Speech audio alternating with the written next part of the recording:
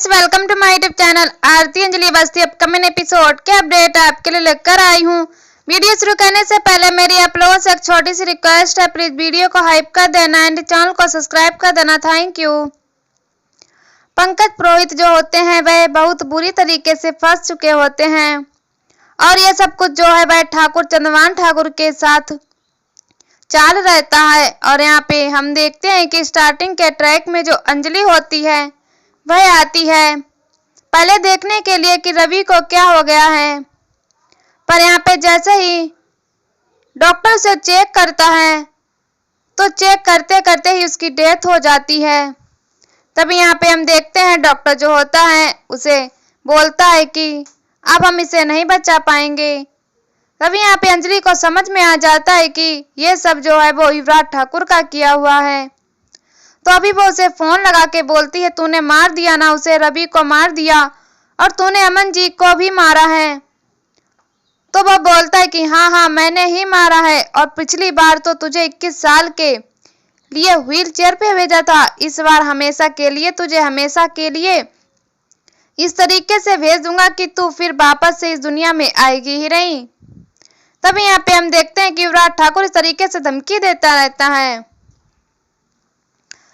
तभी उसे गुस्सा आता रहता है। तभी यहाँ पे चंद्रभान ठाकुर आ जाता है और वह बोलता है कि कौन है, दो मुझे बात करने दो। तभी वह उसे बात करता है तो वह बोलती है कि वो उसे बोलता है कि तुम कुछ नहीं कर सकती हो, मैं जिले का ठाकुर हूँ और जमींदार भी हूँ, तो अब कोई मेरा कुछ नहीं कर सकता है। तभी यहाँ पे हम देखते हैं कि और उसे वह धमकी देता है और यहाँ पे अंजलि जो होती है वह भी गुस्से में रहती है। तो वह भी बोलती है कि मैं सबको आग लगा डालूंगी, तुम्हारे ठाकुर परिवार को आग लगा दूंगी। और रही बात युवराज की, तो उसकी शादी जो वह पद्धा से हो चुकी है तो वह उससे शादी नहीं कर सकता है। और यहाँ पे हम देखते हैं कि ये सब सुन के जो चंद्रभान ठाकुर होता है वह उसे फिर से धमकी देता है कि तुम कुछ नहीं कर सकती, सिर्फ तुम चिल्ला सकती हो और बोल सकती हो, पर जो भी करना है वह तुम्हें साबित करके दिखाना होगा। और यहाँ पे हम देखते हैं कि वो फोन कट कर देता है। तभी यहाँ पे हम देखते हैं कि जो चंद्रभान ठाकुर होता है वो युवराज से पूछता है कि तुमने ही मारा है ना। तो बोलता है कि हाँ पापा मैंने ही मारा है। पर तो यहाँ पे हम देखते हैं कि वो उसे बोलता है कि लेकिन कोई पकड़ा तो नहीं गया ना। तो बोलता है कि नहीं, शायद एक पकड़ा गया है। तो बोलता है ठीक है कोई बात नहीं, मैं देख लेता हूँ। और यहाँ पे हम देखते हैं कि जो चंद्रभान ठाकुर होता है वो अपनी चाल चलने लगता है और वो उसे मारने के लिए भी गुंडे भेज देता है दूर स्त्री तरफ। हम देखते हैं कि जो अंजलि होती है वह बहुत गुस्से में रहती है और वह से बोलती है कि जिसने रवि को मारा है सर, मुझे उसके पास चलना है। और वह जहाँ पे जैसे हम देखते हैं यहाँ पे आता है तो यहाँ पे सत्य को वो लोग गिरफ्तार किए रहते हैं। तो वो लोग बहुत उसे मारते हैं और उससे पूछते हैं कि कौन है, वह बता जिसका नाम था।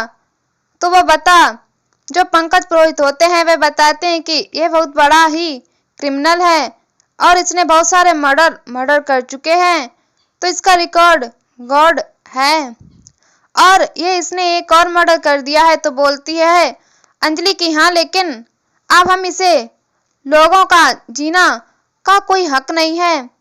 तो वैसे बोलता है कि हाँ आज इसका एनकाउंटर कर ही देते हैं और इसे छोड़ देता है। पहले तो जेल से छोड़ देता है खुद ही और फिर उसके बाद इसका पीछा करने लगते हैं वह लोग, अंजलि और पुरोहित जो होते हैं। पंकज पुरोहित वह दोनों उसका मिलके पीछा करने लगते हैं। और यहाँ पे हम देखते हैं कि वह भागते भागते बहुत दूर तक भागता रहता है। पर यहाँ पे देखते हैं कि जो पंकज पुरोहित होता है वह जैसे उसे गन से उसके पैर में मारता है तो वह लड़खड़ा जाता है। और यहाँ पे वह उसे बोलता है कि मैं आपको बता देता हूँ। तभी वह उसे बोलता है कि इसको तो बच जिंदा रहने का कोई हक ही नहीं है, इसे मार दिया जाए।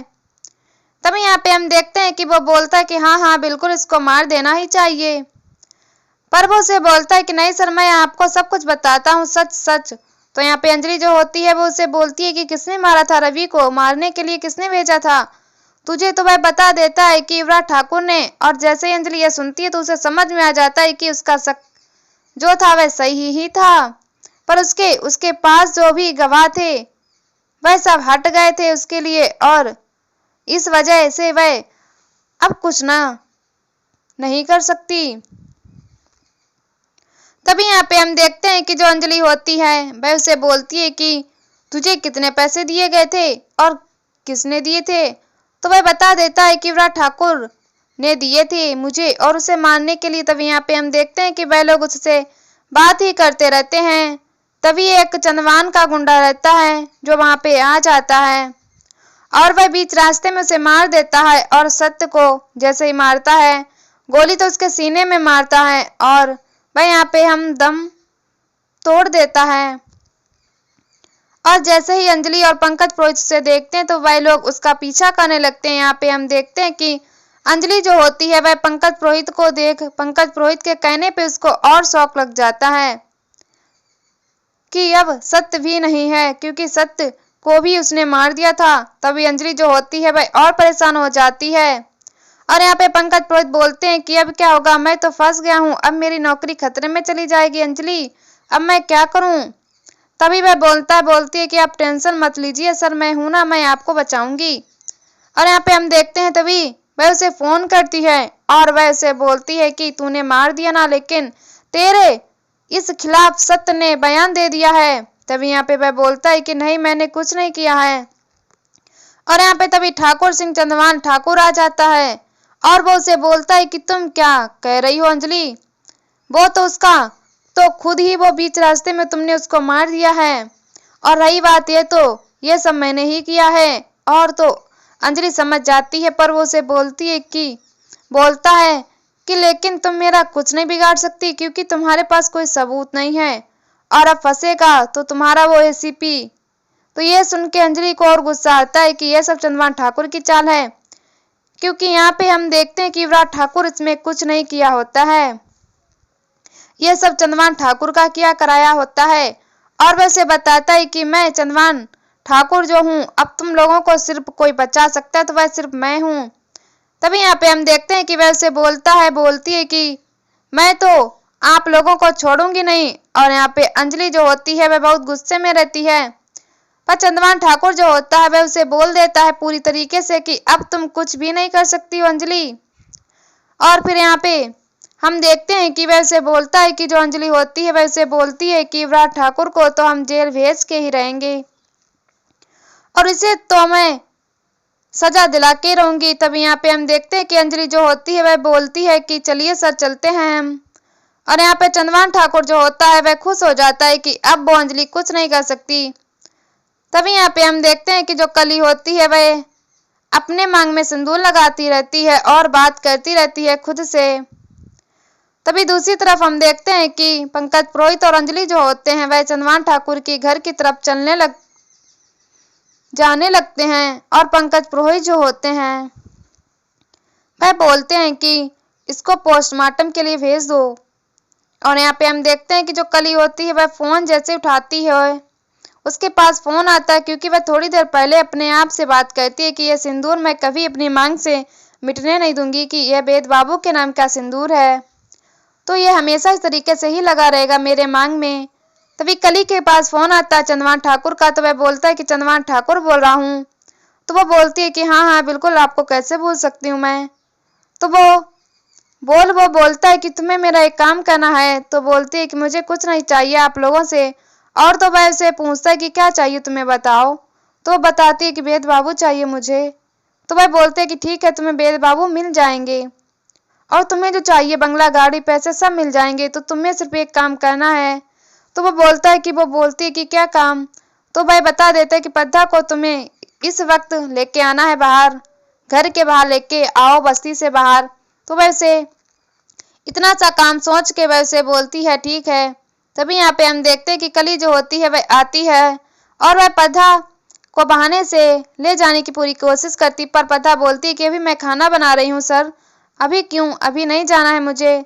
तो वह बोलती है कि खाना बाद में बना लेना। फिर वह बहाना करती है कि पद्धा मोस्ट मेरी तबीयत ठीक नहीं है, मुझे एक दवाई लेना है, तो चलो ना मेरे साथ प्लीज चलो ना। तो पद्धा की बात सुन के वो उसके पीछे पीछे उसके साथ चल देती है। और पद्धा उसे बोलती रहती है कि तुम कहाँ लेके जा रही हो मुझे। और यहाँ दूसरी तरफ हम देखते हैं कि पंकज पुरोहित भी जो होते हैं वह युवराज ठाकुर के घर की तरफ जाने लगते हैं। और यहाँ पे हम देखते हैं कि पद्धा को जो है कली जो होती है वह बीच रास्ते में लेके आ जाती है और ऐसी जगह लेके आते हैं जहाँ पे कोई भी पब्लिक नहीं दिखता है। तभी अंजलि जो पद्धा होती है वह बोलती है कि ये तो मुझे कहाँ लेके आई हो, यहाँ तो कोई क्लिनिक नहीं दिख रही है, कोई भी मेडिकल की दवाई की दुकान नहीं है। तो बोलती है कि यही तो बोल रही थी मैं आपको लाने के लिए, और फिर इतना बोल के वो वहां से चली जाती है।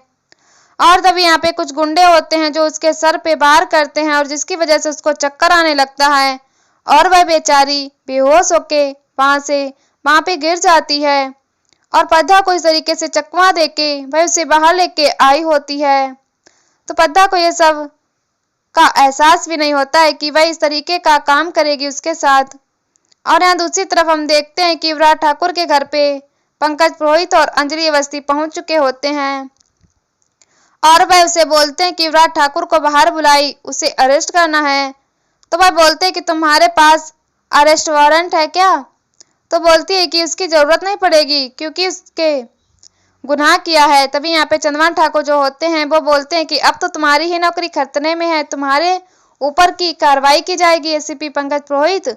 तो उस वजह से थोड़ा सा पंकज को डर भी लगता है कि अब यह सच में क्या होगा, क्योंकि उसने खुद ही अपने जेल से एक कैदी को निकाल के उसका एनकाउंटर किया है, जिसकी वजह से उसको इस तरीके से बोला जा रहा होता है। तभी पंकज को ये सब का एहसास रहता है। तो यहाँ पे हम देखते हैं कि अंजलि से बोलती है कि ऐसा कुछ भी नहीं होगा। तभी यहाँ पे चंद्रभान ठाकुर जो होता है वह बोलता है कि ठीक है, मैं बोल दूंगा अगर तुम ये बात पद्धा के मुंह से मुझे बता दो। तो कि पद्धा ये बोल देगी कि उसकी शादी जो है युवराज ठाकुर से हुई है, तो मैं खुद महक को उसके घर वापस लेके जाऊंगा राजपूत हाउस में। तो ये सुन के तब पंकज बोलते हैं कि ये तो ऐसा लग रहा है कि कोई सुर बदले हुए से लग रहे हैं। तो वो समझ जाती है और यहीं पर एपिसोड खत्म हो जाता है। इसी वीडियो देखने के लिए हमारे चैनल को सब्सक्राइब करें, वीडियो को हाइप करें और हमें कमेंट में बता वीडियो कैसे लगी। तब तक के लिए बाय बाय।